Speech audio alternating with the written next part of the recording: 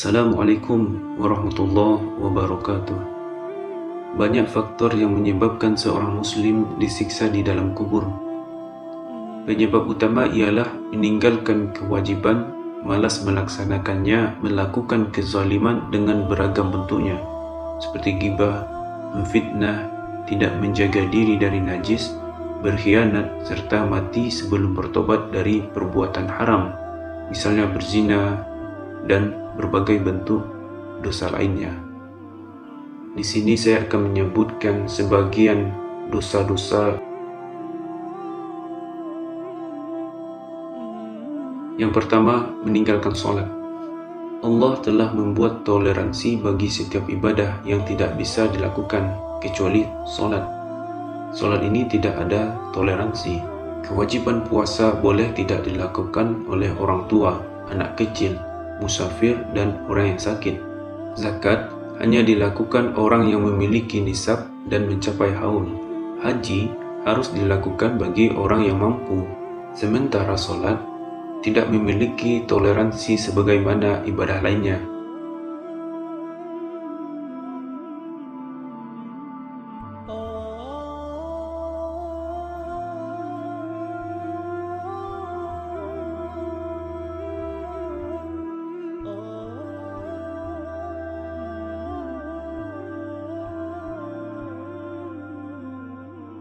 Kewajiban sholat tidak akan gugur.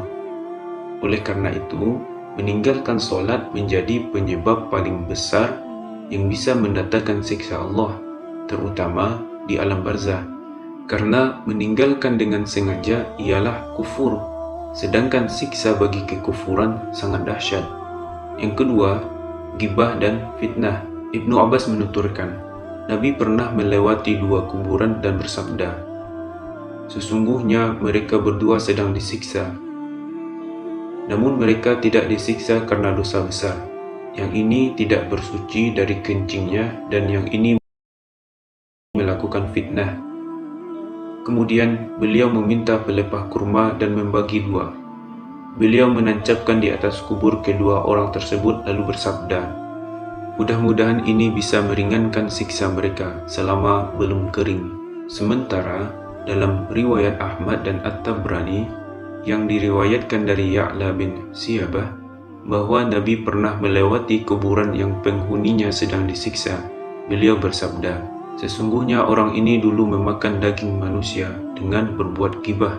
Ada pula riwayat Ibnu Hibban dan Abu Hurairah. Adapun yang lain, ia menyakiti manusia dengan lisannya dan hidup bersama mereka dengan ghibah. Hadis tadi menjelaskan tentang orang Islam, sebab ketika sahabat bertanya kepada Nabi tentang kedua penghuni kubur, beliau ketika itu berada di kuburan Baqi. Hal ini bukan berarti penghuni kubur tersebut menfitnah orang lain satu kali. Namun, orang tersebut telah menjadikan fitnah sebagai sebuah kebiasaan. Ketiga, tidak bersuci dari air kencing. Mungkin ada seorang dari kita bertanya, mengapa dosa ini dianggap sebagai dosa besar hingga menyebabkan siksa kubur? Ada banyak hal yang dilakukan manusia dan sering dianggap sesuatu yang remeh, tetapi bagi Allah hal itu adalah dosa besar. Allah berfirman, dan kamu menganggapnya sesuatu yang ringan, padahal ia menurut Allah adalah besar.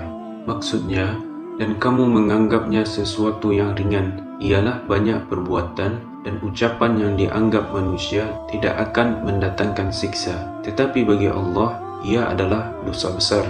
Salah satu perbuatan tersebut ialah tidak bersuci dari air kencing, tetapi membersihkannya dengan air dan tidak mau memastikan bahwa tidak ada najis yang tersisa. Perbuatan tersebut menunjukkan pelakunya tidak melaksanakan kewajiban sholat, sebab orang yang melakukan sholat pasti akan beri air kencing karena sholat tidak sah tanpa bersuci.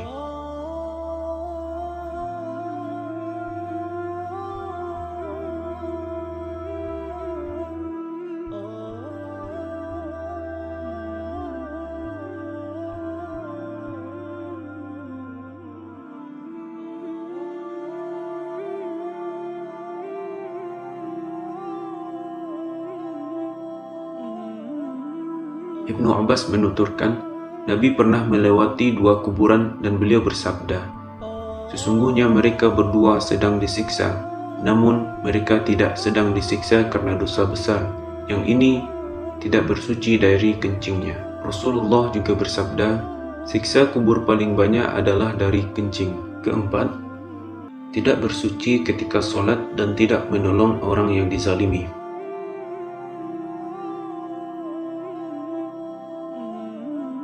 Ia terus-menerus memohon dan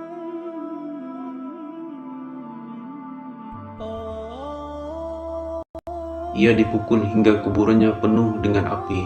Ketika api itu hilang, ia tersadar dan berkata, "Mengapa kalian memukul saya?" Mereka menjawab, "Kamu sholat tanpa bersuci dan melewati orang yang dizalimi tetapi tidak menolongnya." Yang kelima, mencuri harta ghanimah. Umar bin Khattab menuturkan,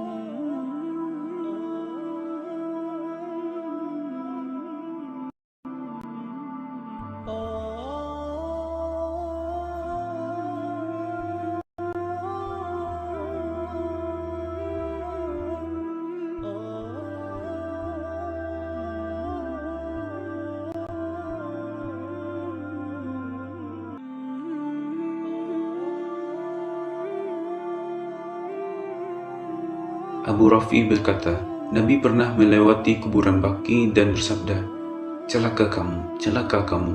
Aku menyangka bahwa ia sedang mencelaku. Beliau bertanya, "Ada apa denganmu?"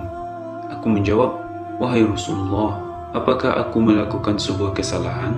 Beliau bertanya, "Apa sebabnya?" "Engkau tadi mencelaku."